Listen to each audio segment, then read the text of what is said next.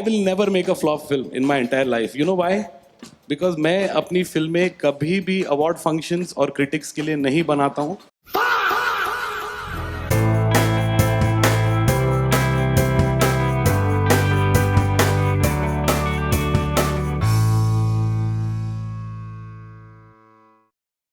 I think one thing that needs to be clarified already before you guys jump the gun and give your own takes of the reboots that you absolutely hate from Hindi cinema, it's important to distinguish between a remake and a reboot. A remake, say for example, when Arjun Reddy was made into Kabir Singh, or Jigar Tanda was made into Bachchan Pandey, or the Drishyam series that has been picked up by every single film industry in India and abroad, is that you take the original source material and create it in another language with the hope that they are not privy to the original film and contextualize it with minimal changes so that it can be consumed by the audience whose language it has been translated in. The important point to understand in regard to a remake is that the original story remains mostly unchanged. A reboot, however, changes the franchise's continuity, bringing about new perspectives, changes not only with where the film goes, but also how some of the characters' motivations, styling, and ultimate fate is written. I think three films that often get confused between the two terms, remake and reboot, are Devdas, Agnipath, and Dawn. The three movies that essentially keep the core of its original films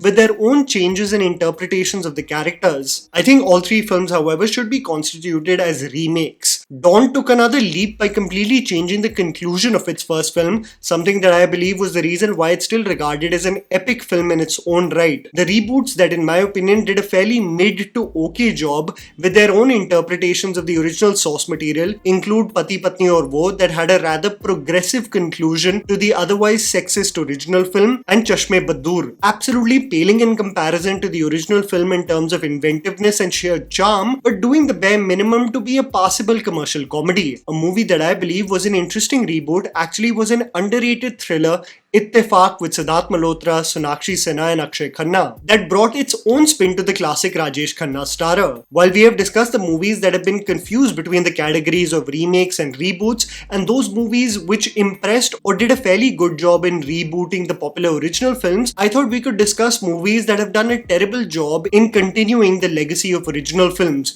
Movies that have in some ways scarred the memory of the original movies and have completely taken a drastic turn away from what the first films embodied, especially from a quality perspective that encompasses writing, directing, and acting especially. Getting right into it, here is Tried&Refused Productions with 8 Bollywood movie reboots that no one asked for. Himmatwala. This is one of those movies that should have been left in the era of the 80s Bollywood and never touched, because if you ever ask any producer who has been relevant for decades in the film industry, they would tell you that the 80s was representative of such terrible commercial slop, Hindi cinema losing its identity completely in the span of a few years, while it was essentially just remaking Tamil and Telugu films. Himmatwala with Jitendra and Sridevi should have been left in the vault rather than revisited, but 2013 was also an era in Hindi cinema where Sajid Khan felt invincible. Having delivered 3 back-to-back commercial hits in Hindi cinema, Sajid Khan was giving interviews comparing himself to Steven Spielberg and Rajkumar Hirani. उनकी फिल्में ज़्यादा sensible होती हैं,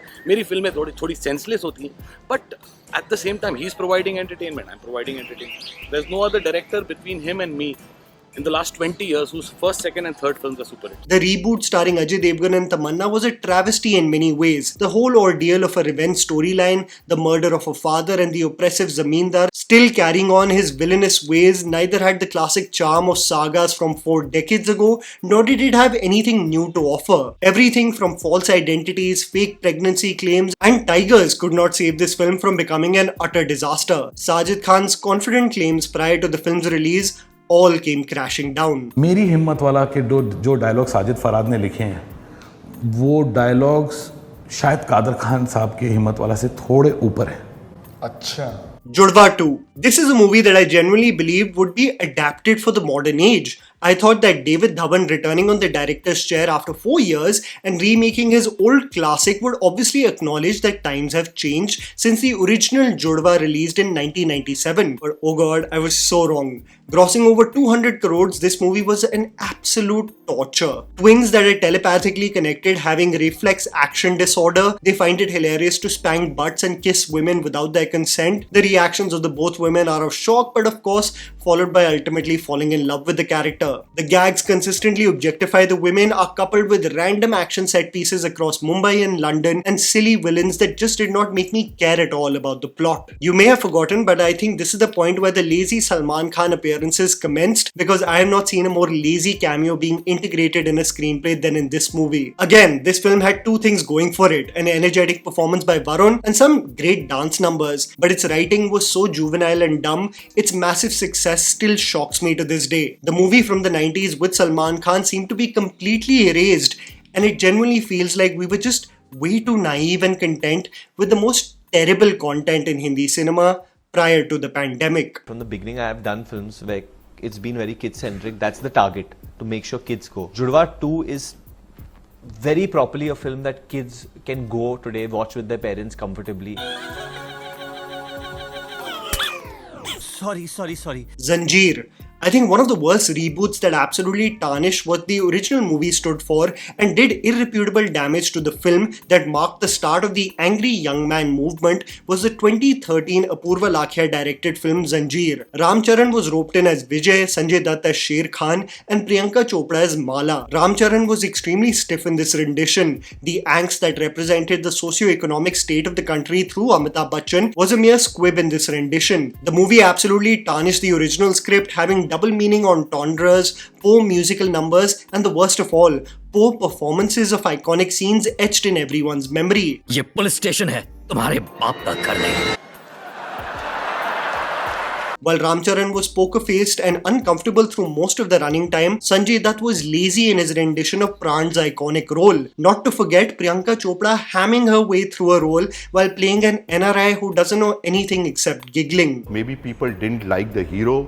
Maybe it was a wrong time to introduce a South Indian star. Now if Ram Charan comes and does a film in Hindi, he's rocking. Ram Charan may have turned a leaf with several of his recent roles, but it's crazy on how terrible the first impression was with the Hindi audience. Karzzzz. I think I may have said this countless times, but I can't begin to tell you what a craze Himesh Reshammiya was through the mid-2000s. What was ridiculed later on were literally anthems of the millennial generation that grew up with reruns of music videos on MTV, Channel V and 9XM. What however grew with this popularity was also the belief in Himesh that he may just be the best actor India has ever seen. This belief led to the creation of several movies in which he was the leading hero, one of which was the abomination Karzzzz, a reboot of the 1980 Subhash Ghai directed film starring Rishi Kapoor. This Himesh Reshammiya starrer was a disaster of epic proportions, which my idol in movie reviews Taran Adarsh gave 4 out of 5 stars and termed it as a mass entertainer. An otherwise dependable Urmila Matondkar puts forth a very cardboard performance, so much so that even Himesh seems relatively capable in his campy role. While following similar beats of the original film, Himesh dunks on the Lakshmikant Pyarelal classics while wanting to be his own superfan. Himesh and Urmila trash talking each other is still one of my ironic highlights of this movie, but I think I can give Himesh a pass for this atrocity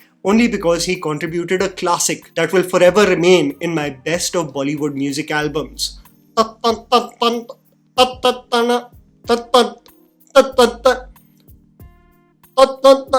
my god, bro. Oh, hell no. Bhool Bhulaiyaa 2 and 3. At one point of time in the film industry, it became a consistent chatter that Karthik Aaryan had taken the mantle of featuring in every celebrated movie from Hindi cinema and become the poster child of those movies with the hopes that it becomes a franchise. Guest in London was a spiritual sequel to Atithi Tum Kab Jaoge, which did not fare well at the box office. Pati Patni Aur Wo experienced commercial success, but Love Aajkal tanked miserably. The inconsistency made Karthik's position in the film industry, at least commercially, feel like it was on faulty ground. However, it was when he featured in Bhool Bhulaiyaa 2, a movie that featured right after the pandemic and theatres slowly opening up, that Karthik was treated as the only hope for Hindi cinema. With many movies featuring stars tanking at the box office, the media with an aggressive PR lapped up the story that Karthik is the new star on the block, leading to the cash registers at the box office ringing and the houseful board standing up with pride outside theatres. The movie was from a core level completely disconnected from what the first film stood for. A commentary on mental health and obsessiveness transitioned to a generic paranormal presence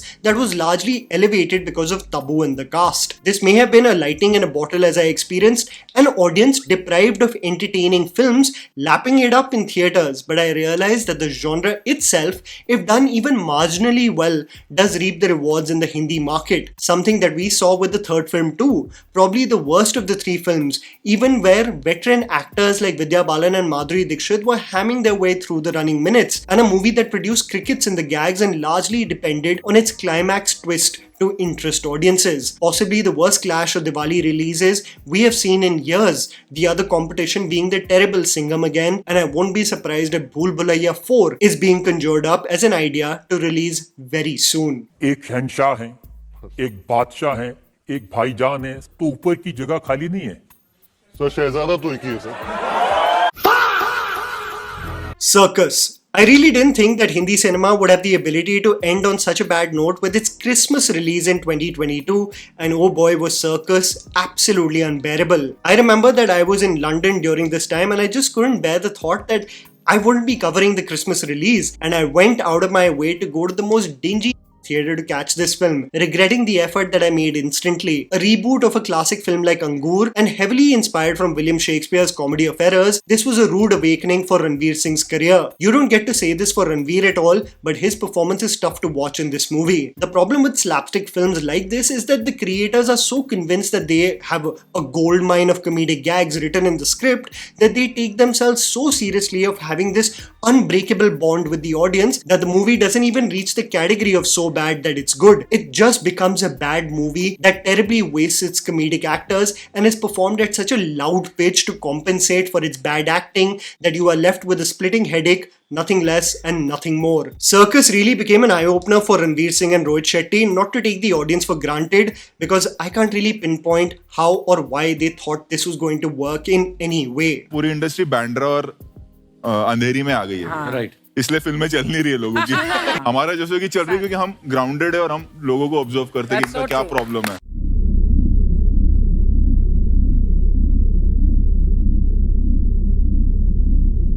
Coolie number 1. What happens when a movie, or in this case a reboot, works is that the actor, director or producer believe that the audience would love more of the same, and I believe that Varun Dhawan and David Dhawan, after the success of Judwaa 2, may have wholeheartedly believed that the collaboration striking off David Dhawan's classic films and rebooting them with Varun in the forefront will always lead to success. Coolie number 1 was ready to release, but the pandemic had made its release uncertain. Having sold to Prime Video, the movie and its quality is vivid in my memory as nothing but a terrible nightmare. A movie that Varun still believes would have fared way better if it released in theatres, but I was appalled at how unfunny, over the top and cringeworthy the film was. The charm and wit of Govinda was completely missing, and this was the breaking point where the audience also started to feel like Varun's imitation in mimicking the legend is just getting tiring. To make matters worse, the travesty of Sara Ali Khan hamming with Varun, the classic songs all getting remade, and gags like ATM ka phone hai, Ambani, Trump, Modi, balls hitting the crown jewels for gags, and Varun consistently imitating Mithun just created an unbearable concoction. Satellite पे बहुत अच्छा किया, Amazon's very happy with it, तो it got viewership.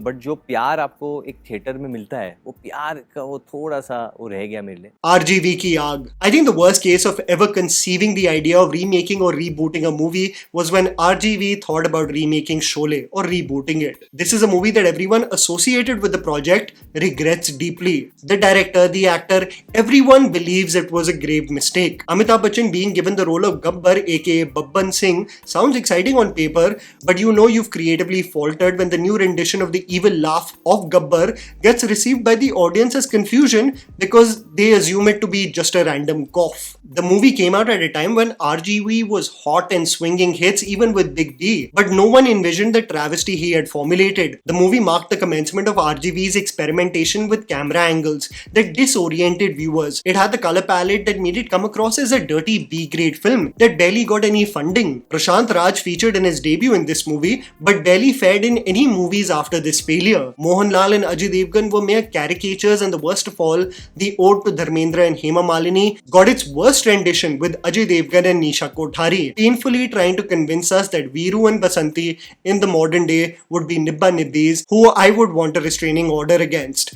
considered to be one of the worst movies ever made, it's crazy because a lot of people would have imagined that it could fall in the category of so bad it's good, but it's not even close. It's horrendous. And that was the video, guys.